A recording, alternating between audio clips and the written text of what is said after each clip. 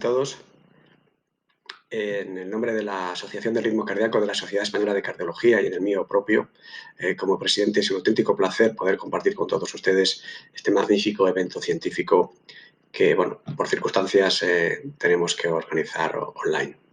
En esta mesa, que va dirigida a diferentes formas de disfunción sistólica del ventrículo izquierdo de carácter reversible, me corresponde abordar aquellas secundarias a arritmias supraventriculares. Comenzaré abordando el concepto de taquimiocardiopatía. Como todos ustedes saben, es una forma de disfunción sistólica del ventrículo izquierdo que se caracteriza por ser debida a un incremento de la frecuencia cardíaca, una irregularidad de la misma o a ambas circunstancias.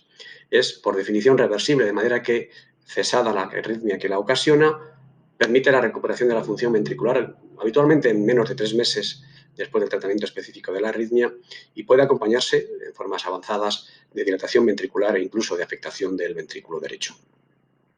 Conocemos poco de la epidemiología de la taquimiocardiopatía vinculada a arritmias supraventriculares.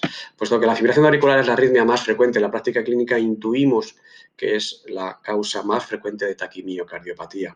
Sin embargo, la frecuencia relativa de taquimiocardiopatía es mayor en otros sustratos arrítmicos, como el flúter auricular o la taquicardia atrial incesante, incluso la taquicardia reciprocante de la unión. En diferentes series se estima que la prevalencia de taquimiocardiopatía es de aproximadamente el 4% en sujetos con fibrilación auricular, que sube al 8% en pacientes con flúter auricular persistente, hasta el 30% en pacientes con taquicardia atrial y hasta el 50% en sujetos con taquicardia reciprocante de la unión. Estas dos últimas formas son particularmente frecuentes en niños con taquimiocardiopatía. Pero hay que recordar que virtualmente cualquier arritmia supraventricular sostenida en el tiempo puede producir una taquimiocardiopatía. Respecto a la patogenia, la activación ventricular rápida debido a la taquicardia junto con la irregularidad en pacientes con fibrilación auricular produce un trastorno del metabolismo del calcio, de los miocitos y de la matriz extracelular que lleva a la pérdida de miocitos, lo cual ocasiona fibrosis en ocasiones, pero sobre todo disfunción contráctil, y la subsecuente activación neurohormonal genera un círculo favorable, de nuevo, a promover disfunción ventricular. Es el círculo vicioso de la taquimiocardiopatía. Las bases moleculares, como les indicaba, tienen que ver con la anomalía en el metabolismo del calcio, que afecta tanto a las células de la matriz extracelular como a los miocitos. Este trastorno del metabolismo del calcio produce, por un lado, un deficiente acoplamiento de las proteínas que constituyen la sarcómera, y además alteran el metabolismo de la mitocondria, de manera que por estrés oxidativo tiende a deteriorarse, lo que ocasiona pérdida de miocitos, pérdida de la matriz extracelular, disfunción sistólica y en ocasiones fibrosis. Conocemos algunos factores de riesgo de la taquimiocardiopatía vinculada a arritmias supraventriculares. Sabemos que es más frecuente en personas de edad avanzada, en arritmias que duran más, que son más rápidas, e incluso se han descrito algunas formas de anomalías o variantes de la anomalía genética que tienen que ver con el gen ECA, la delección del gen del enzima convertido de la angiotensina.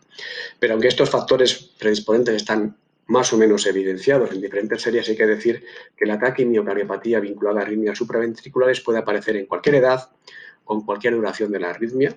Incluso se han descrito casos con 2-3 días de arritmia e incluso con arritmias a una frecuencia cardíaca relativamente baja. En general, sabemos que la taquimiocardiopatía se va a expresar clínicamente antes en sujetos con frecuencias cardíacas más elevadas, y que la manifestación clínica más frecuente es la disnea. Disnea que en formas avanzadas de enfermedad puede dar lugar a un deterioro importantísimo de la situación funcional, llegando a ser muy limitante, clase funcional 3 o 4. Hasta un tercio de pacientes presentan palpitaciones, y en formas más avanzadas de enfermedad con más disfunción sistólica puede manifestarse con síncope o presíncope. Pero hay que recordar que puede ser asintomática y que puede manifestarse o persistir de forma subclínica durante mucho tiempo. De hecho, esto ocurre en 1 de cada 10 sujetos. Lo que más nos preocupa, sobre todo, es que puede debutar con muerte súbita. Y esto ocurre en 1 de cada 10 sujetos y es especialmente importante, como veremos después, en sujetos en los que la arritmia recurre y la taquimiocardiopatía reaparece después de un episodio previamente recuperado. Para el diagnóstico, lo fundamental es la sospecha. Sospechar taquimiocardiopatía en pacientes con disfunción sistólica del ventrículo izquierdo de origen no explicado, en el que hay una taquicardia sostenida, una taquicardia supraventricular sostenida. Por supuesto, es fundamental, en base a diferentes exploraciones, descartar otras condiciones vinculadas a disfunción sistólica del ventrículo izquierdo, incluso reversibles, enfermedad coronaria, inflamación, sarcoidosis, miocarditis o incluso una miocardiopatía dilatada de origen no isquémico.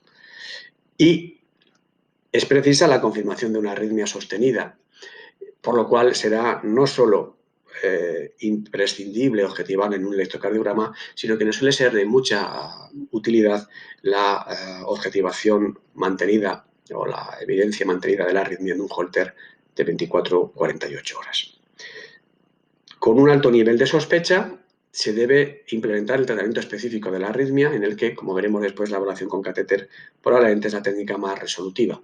Y la confirmación de esta entidad requiere necesariamente la evolución de la enfermedad hacia una normalización de la disfunción sistólica que, como decíamos antes, ocurre habitualmente en menos de 3 meses.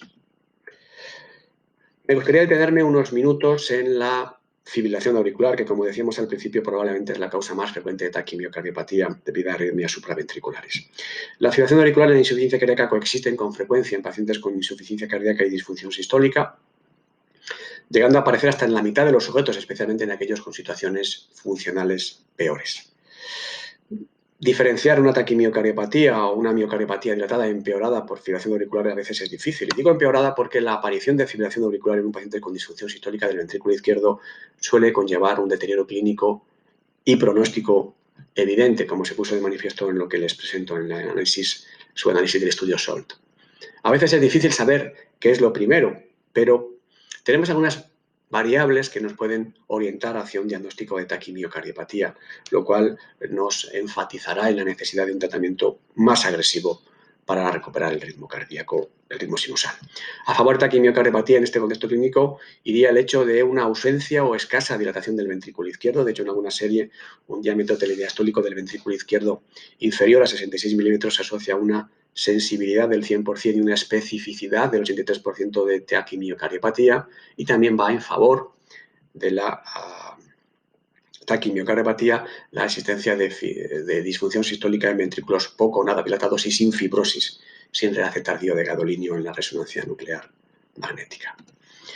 Y en este sentido, cabe recordar que el estudio Camera MRI, publicado en el año 17 en JACC, mostró que pacientes con fibrilación auricular persistente, la ablación con catéter permitía no solo recuperar el ritmo sinusal en la mayoría de los casos de forma persistente, sino mejoraba la función sistólica del ventrículo izquierdo comparada con el manejo médico.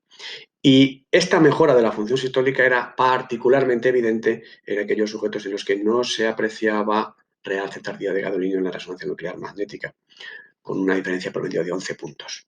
De manera que existía una correlación muy significativa entre el porcentaje de realce tardío de gadolinio en la resonancia y la ausencia de beneficio, la ausencia de mejora de función ventricular en estos sujetos. Por tanto, es un dato muy interesante a tener en cuenta a la hora de seleccionar aquellos pacientes en los que debemos ser muy, muy intensos en la necesidad de recuperar el ritmo sinusal en este contexto clínico. Respecto al tratamiento de la taquimiocardiopatía provocada por arritmias supraventriculares, junto con el tratamiento general de la insuficiencia cardíaca por disfunción sistólica, que necesita necesariamente fármacos para bloquear la activación neurohormonal, betabloqueantes, antagonistas de la aldosterona, antagonistas de la bloqueante terencina conversiva de la angiotensina, etcétera, requiere un tratamiento específico de la arritmia. Tratamiento específico que, exceptuando la taquicardia sinusal vinculada a la tireotoxicosis, al hipertiroidismo, en el que el betabloqueo y el tratamiento específico del hipertiroidismo juegan un papel fundamental, el resto de los entornos clínicos que hemos venido comentando como causa potencial de taquimiocardiopatía por arritmias supraventriculares se van a beneficiar de un control del ritmo, de una restauración persistente del ritmo sinusal con una ablación con catéter, que es sin duda la forma más eficaz, segura y rentable de mantener el ritmo sinusal en estos contextos clínicos. Y probablemente mantendríamos la posibilidad de una ablación del nodo auriculoventricular junto con estimulación ventricular fisiológica en aquellos sujetos en los que estimamos que la ablación con catéter de la fibrilación auricular va a ser poco rentable o recurre. Restaurado el ritmo sinusal de forma persistente, lo esperable es que se normalice la función ventricular en menos de 3 meses. Y este es digamos, el dato final que permite realizar el diagnóstico. En la evolución existe una cronología típica de la insuficiencia cardíaca de la disfunción sistólica tras la resolución de la arritmia.